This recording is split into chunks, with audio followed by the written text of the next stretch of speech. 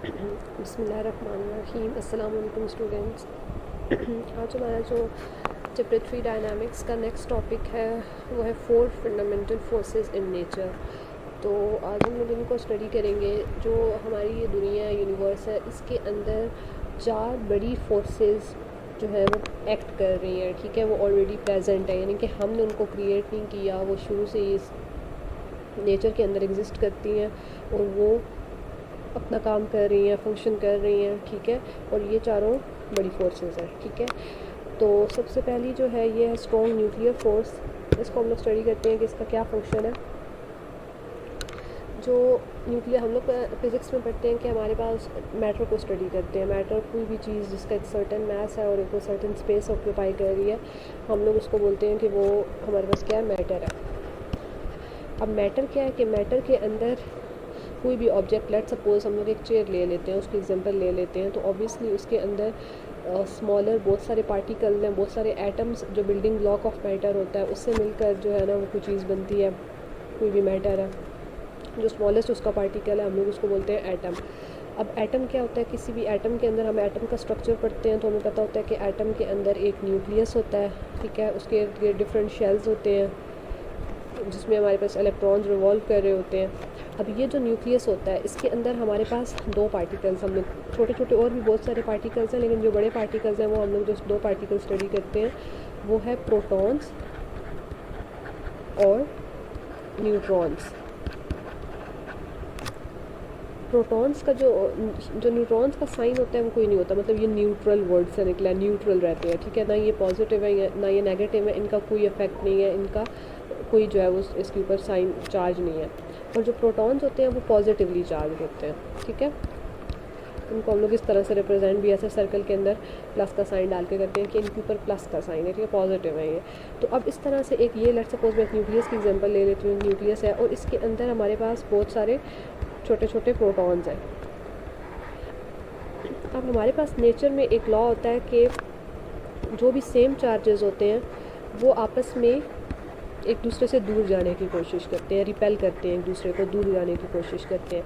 और अगर हमारे पास कोई डिफरेंट चीज़ है, डिफरेंट चार्जेस हैं, जैसे पॉजिटिव, अब यहाँ पे रिपेल कर रहे हैं सेम, यानी कि पॉजिटिव पॉजिटिव है, आपस में एक दूसरे से दूर जाने की कोशिश करेंगे। नेगेटिव नेगेटिव है, दोनों नेगेटिव चार्जेस हैं, ये आपस में एक दूसरे से दूर जाने की कोशिश करेंगे। बट अगर डिफरेंट हमारे पास साइंस हैं, डिफरेंट चार्जेस हैं, एक पॉजिटिव है एक नेगेटिव है, तो ये अट्रैक्ट करेंगे, एक दूसरे के करीब आने की कोशिश करेंगे।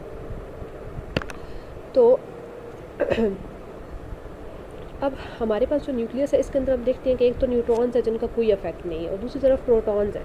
तो अब इन प्रोटॉन्स को तो मतलब एक दूसरे से दूर जाने की कोशिश में इस न्यूक्लियस से बाहर चले जाना चाहिए ना। ठीक है, इनको यहाँ से बाहर निकल जाना चाहिए क्योंकि इनके दरमियान में एक रिपल्सिव फोर्स एक्ट कर रही है। ठीक है, दूसरे से इनके सेम चार्जेस की वजह से एक दूसरे से दूर जाने की कोशिश कर रहे हैं।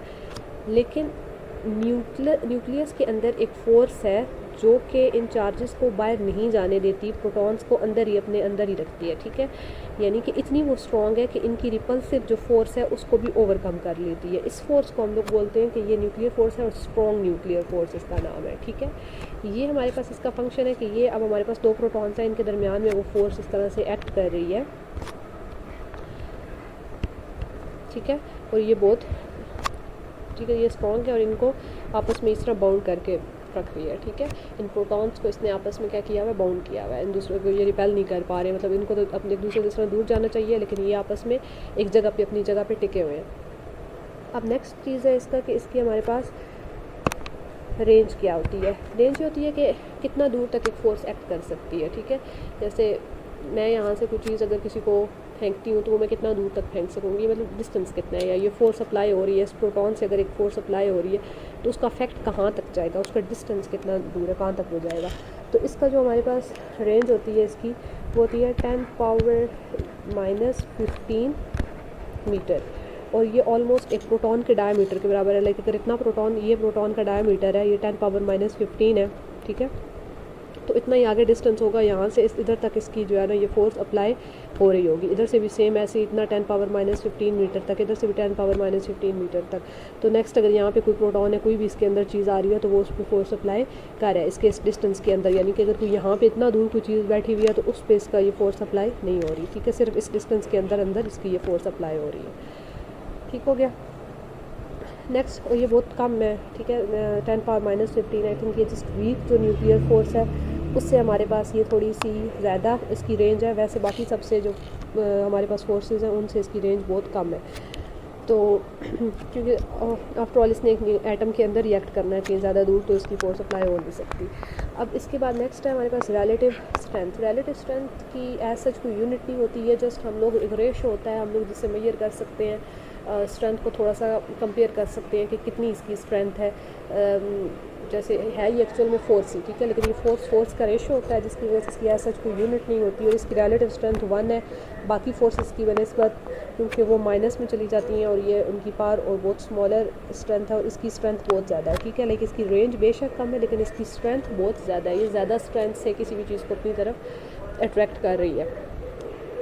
इसके बाद एक्सचेंज पार्टिकल। अच्छा, एक्सचेंज पार्टिकल क्या होता है किसी भी फोर्स का, कि जैसे लेट्स सपोज मैंने आपको रस्सी से बांधा है, ठीक है, और साथ मैंने वो रस्सी खुद पकड़ ली है। अब मैं आपको खींच रही हूँ, ठीक है, मैं आपकी फ़ोर्स अप्लाई कर रही हूँ। अब वो फोर्स मैं अप्लाई कर रही हूँ, लेकिन वो फोर्स आप तक किस तरह पहुँच रही है, उस रस्सी के थ्रू, उस रोप के थ्रू पहुँच रही है। तो वो rope as a exchange particle act कर रही है। इसी तरह से जो यहाँ पे न्यूक्लियर फोर्स होती है, तो ये जो प्रोटॉन्स और प्रोटॉन्स के दरमियान में एक फ़ोर्स होती है जो कि एज ए एक्सचेंज पार्टिकल या एज अ मैसेंजर एक्ट कर रही होती है, वो उसे हम लोग बोलते हैं, एक्सचेंज पार्टिकल्स को हम लोग बोलते हैं पियॉन्स।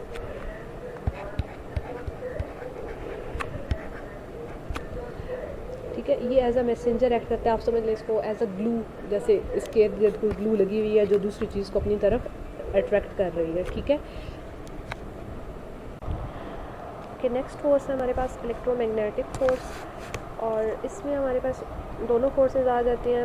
इलेक्ट्रिकल फोर्स भी आ जाती है जो कि चार्जेस के दरमियान में एक इलेक्ट्रिकल फोर्स होती है, और साथ मैग्नेटिक फोर्स भी आती है, और ये इनका कंबाइन इफेक्ट होता है। इसको आप लोग थोड़ा डिटेल में जाके आगे प्रॉपर पूरे चैप्टर्स है फिज़िक्स में तो ज़्यादा क्लियर अंडरस्टैंडिंग हो जाएगी। लेकिन फ़िलहाल इतना समझना ज़रूरी है कि जैसे न्यूक्लियस के अंदर मैंने आपको बताया प्रोटॉन्स होते हैं, इस तरह हमारे पास पॉजिटिवली चार्ज पार्टिकल्स होते हैं, नेगेटिवली चार्ज पार्टिकल्स होते हैं, ठीक है। तो इनके दरमियान ये जो चार्ज पार्टिकल्स होते हैं ना, इनके दरमियान जो फोर्सेस होती हैं इसको हम लोग ये बोलते हैं इलेक्ट्रोमैग्नेटिक फोर्स, ठीक है। अब ये पॉजिटिव और पॉजिटिव के दरमियान अगर हम लोग बात करेंगे तो ये हमारे पास इनके दोनों एक दूसरे को रिपेल करेंगे, ये इनके दरमियान फोर्स करिए, तो ये इलेक्ट्रोमैग्नेटिक जो फोर्स है इसके अंदर दोनों चीज़ें आ जाती हैं। ये रिपल्सिव भी है और अट्रैक्टिव भी है, ठीक है। ये अट्रैक्ट भी करेगी और रिपेल भी करेगी। जैसे न्यूक्लियर फोर्स थी ना, स्ट्रॉन्ग न्यूक्लियर फोर्स, वो तो अट्रैक्ट कर रही थी, चीज़ों को बाउंड कर रही थी, प्रोटॉन्स को बाउंड कर रही थी, अपने करीब रख रही थी, ठीक है, बाहर नहीं जाने दे रही थी। लेकिन जैसे इलेक्ट्रोमैग्नेटिक फोर्स है, ये रिपल्सिव भी है और अट्रैक्टिव भी है, यानी कि अगर जो चार्जेस हैं सेम चार्जेस होंगे तो उनको ये आपस में ये एक दूसरे से ये फोर्स दूर कर देगी, रिपेल करेगी, और वही अगर ये डिफरेंट चार्जेस हैं तो उनके दरमियान में ये फोर्स कैसे एक्ट करेगी कि इनको अट्रैक्ट करेगी, एक दूसरे से करीब करेगी। तो नेक्स्ट हमारे पास आ जाते हैं इसकी रेंज। अच्छा, इसकी जो रेंज होती है वो हमारे पास इनफाइनाइट होती है। इनफाइनाइट का मतलब ये है कि ये बहुत दूर तक रिएक्ट करती है। अगर हम लोग यहाँ पे कोई हमारे पास एक चार्ज पार्टिकल है तो इसकी बहुत कम, जैसे जैसे डिस्टेंस इंक्रीज़ होगा इसकी वो स्ट्रेंथ डिक्रीज़ तो होती जाएगी, लेकिन स्टिल वो एक्ट कर रही होगी, बहुत माइनर क्वांटिटी में से ही, लेकिन एक्ट कर रही होगी, ठीक है। जैसे अगर मेरे पास पॉजिटिव चार्ज है और कहीं दूर नेगेटिव चार्ज पड़ा हुआ है तो वो उस पर भी उसकी एक फ़ोर्स अप्लाई होगी जिसकी वजह से वो उसके साथ इतने डिस्टेंस पर पड़ा हुआ होगा, ठीक है, उससे एक प्रॉपर जगह पे पड़ा हुआ होगा, चाहे वो रिपेल कर रही है, अगर वो डिफरेंट चार्जेस है तो अट्रैक्ट कर रही है, ठीक है। इस तरह इसकी रेंज इनफाइनाइट का मतलब ये है कि ये बहुत दूर तक इसकी फ़ोर्स का जो है वो इफेक्ट रहता है। और रिलेटिव स्ट्रेंथ भी वही होती है कि कितनी किसी चीज़ का कितनी स्ट्रेंथ है। मैं अगर आप किसी को खींच रही हूँ तो मैं कितनी स्ट्रेंथ से खींच रही हूँ, एक्चुअली ये फोर्स ही होती है, ठीक है, जिसको हम लोग सिर्फ कंपेयर करने के लिए यूज़ करते हैं। इसकी जो रिलेटिव स्ट्रेंथ है वो है हमारे पास 7.3 क्रॉस 10⁻³ अच्छा, ये अब हमारे पास स्ट्रेंथ वाइज अगर देखा जाए तो जो स्ट्रॉन्ग न्यूक्लियर फोर्स थी उसकी हमारे पास रिलेटिव जो स्ट्रेंथ थी वो 1 थी, और जो इलेक्ट्रोमैग्नेटिक फोर्स है इसकी रिलेटिव स्ट्रेंथ 7.3 क्रॉस 10⁻³ है। और ये न्यूक्लियर फोर्स से इसकी स्ट्रेंथ कम है, लेकिन बाकी जो फोर्सेस हैं वीक फोर्स और ग्रेविटेशनल फोर्स उससे इसकी स्ट्रेंथ ज़्यादा है। और इसके जो एक्सचेंज पार्टिकल है जो इसको यानी कि जैसे मैंने आपको पहले एग्जांपल भी दी है कि किस तरह से फोर्स दूसरे पार्टिकल तक पहुंचती है, कौन सा पार्टिकल है जो उसको एक्सचेंज करता है फोर्स को, तो वो यहाँ पर हमारे पास है फोटोन। फोटोन का वैसे भी वर्ड ऐसे लाइट से निकला है, इसका मीनिंग होता है। और फोटोन जो है ये मैसलेस है, मतलब जैसे मैंने आपको एग्जांपल दी थी ना कि मैं अगर फोर्स अप्लाई कर रही हूँ, मेरे पास कोई रोप है, तो वो rope as an exchange particle होगी। तो इस तरह से ये जो फोटोन है, ये एक्सचेंज जो पार्टिकल है, इसका कोई मैस नहीं है, और ये इसका मैस ना होने की वजह से इसकी रेंज इतनी ज़्यादा है कि ये इनफाइनाइट है, ये बहुत दूर तक एक्ट करती है, ठीक है। तो उसके अलावा हमारे पास, जैसे मैंने आपको ये रोप की एग्जांपल दी थी जिसके अंदर टेंशन होती है या फ्रिक्शन होती है, तो उसके अंदर भी ये वाली जो फोर्स है, ये वाली इलेक्ट्रोमैग्नेटिक फोर्स, ये कहीं ना कहीं एक्ट कर रही है, क्योंकि चार्ज पार्टिकल्स तो हर चीज़ के ऊपर मौजूद है ना, हर ऑब्जेक्ट के ऊपर कोई ना कोई चार्ज मौजूद है, ठीक है। तो ये उसमें भी एक्ट कर रही होती है।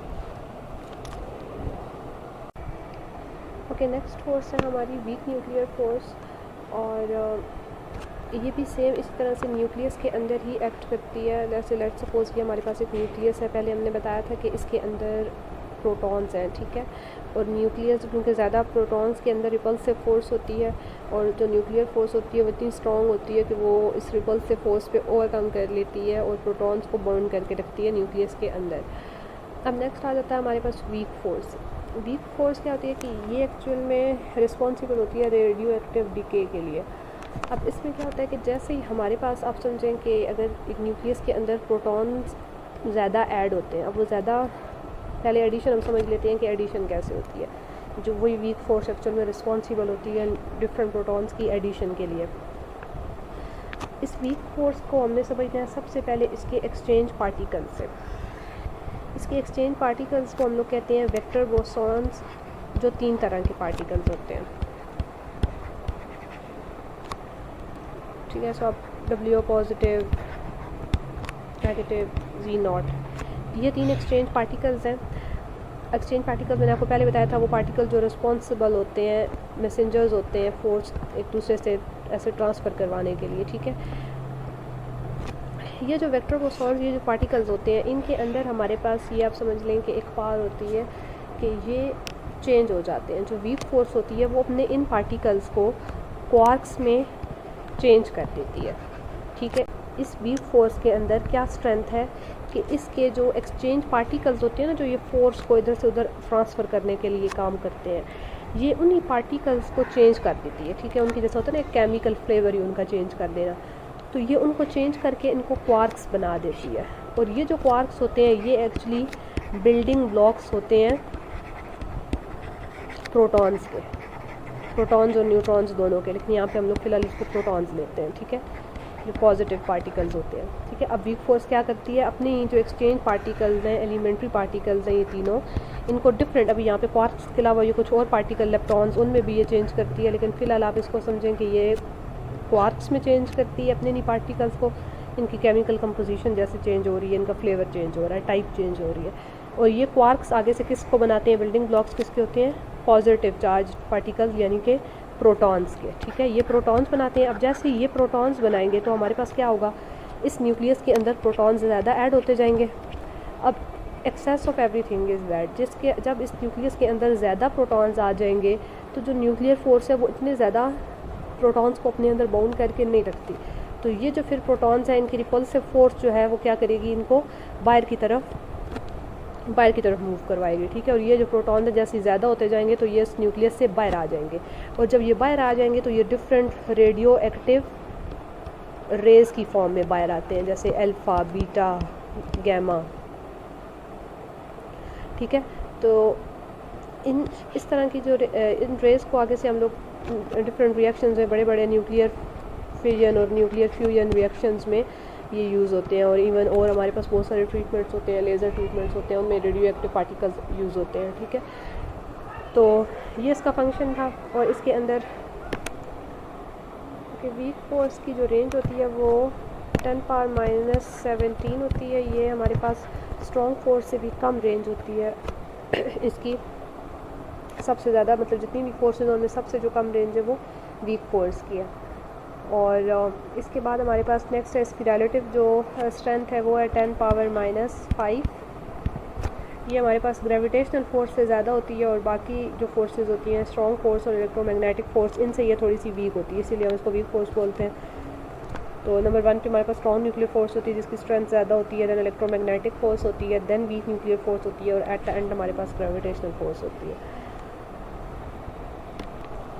कि नेक्स्ट हमारे पास है ग्रेविटेशनल फोर्स। ग्रेविटेशनल फोर्स होती है हमारे पास एक अट्रैक्टिव फोर्स होती है, यानी कि ये चीज़ों को अट्रैक्ट करेगी यूनिवर्स के अंदर। अब ये जितनी भी चारों फंडामेंटल फोर्सेस हैं उनमें से रिलेटिवली इसकी जो स्ट्रेंथ है वो सबसे वीक है, ठीक है। मतलब ये इस तरह नोटिस नहीं की जा सकती, लेकिन ये तभी नोटिस की जा सकती है अगर हमारे पास एक ऑब्जेक्ट जैसे बहुत बड़ा हो। लेट्स सपोज जैसे हम लोग अर्थ की बात करते हैं, अब ये अर्थ है और इसके साथ ये मून है, तो इसकी अर्थ की जो ग्रेविटेशनल फोर्स है वो क्या करिए, इस मून को अपने एक ऑर्बिट में इसने रखा हुआ है जो कि इसके इर्द गिर्द रिवॉल्व कर रहा है, ठीक है, और एक सर्टेन डिस्टेंस पे इसने बाउंड करके रखा हुआ है। तो ये हमारे पास ग्रेविटेशनल फोर्स है। और भी है हमारे ऊपर भी ये अप्लाई हो रही होती है, जैसे अब हम लोग अब तो ज़मीन के ऊपर कोई भी चीज़ है, फॉलिंग बॉडी है कोई, तो वो किस तरह से गिरती है नीचे, हम देखते हैं कि हम किसी चीज़ के ऊपर फेंकते हैं तो नीचे आ जाती है, ग्रेविटेशनल फोर्स उस पर अप्लाई हो रही होती है। तो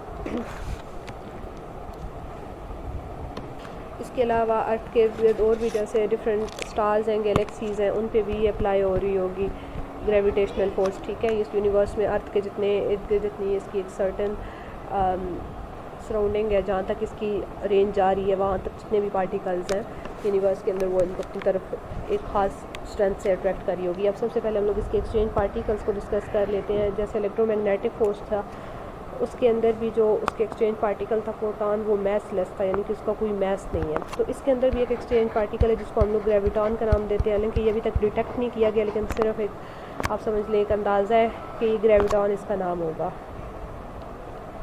अब ये भी मैस लेस है और यही क्योंकि इसका कोई मैस नहीं है, जैसे मैं आपको बता रही थी अगेन के एक्सचेंज पार्टिकल क्या होता है, जैसे कोई भी दो ऑब्जेक्ट्स हैं उनके दरमियान में ये जो फोर्स अप्लाई हो रही है, ये कौन सा पार्टिकल है जो एक्सचेंज कर रहा है, क्या मैसेंजर है जो फोर्स को यहाँ से यहाँ तक ट्रांसफ़र करवा रहा है। तो ये क्योंकि मैसलेस है, इस वजह से आपको पता है कि जब ये मैसेंजर जो है ये हमारे पास मैसलेस होगा, एक्सचेंज पार्टिकल मैसलेस होगा, ये किस चीज़ में हेल्प करेगा, हमारे पास इसकी रेंज में, कि इसकी ज़्यादा दूर तक रेंज होगी, क्योंकि कोई इसको कोई आप कह लें कोई प्रॉब्लम नहीं है ना कि इसके एक्सचेंज पार्टिकल कोई और यूज़ हो रहा है जिसका सर्टेन मैस है। तो आफ्टर ऑल अगर कोई मैस होगा, कोई इस तरह विजिबल पार्टिकल होगा, तो वो हमारे पास ऑब्वियसली उसके लिए ट्रबल होगी ज़्यादा दूर तक चीज़ को लेकर जाना, ट्रांसफ़र करना। तो इस वजह से क्योंकि ये मैसलेस है तो इसकी रेंज भी ग्रेविटेशनल फोर्स की क्या है, इनफाइनाइट है। नो डाउट कि जैसे जैसे डिस्टेंस इंक्रीज़ होगा वैसे वैसे ये फोर्स डिक्रीज़ होती जाएगी।